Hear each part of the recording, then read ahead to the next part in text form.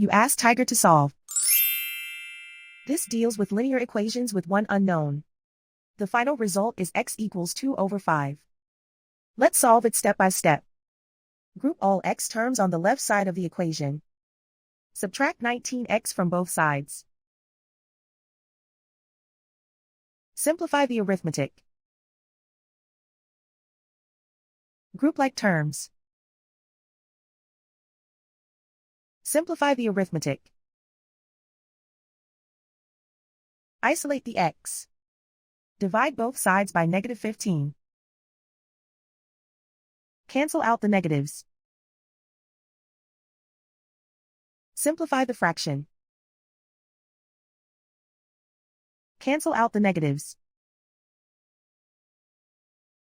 Find the greatest common factor of the numerator and denominator. Factor out and cancel the greatest common factor. And so the final result is x equals 2 over 5.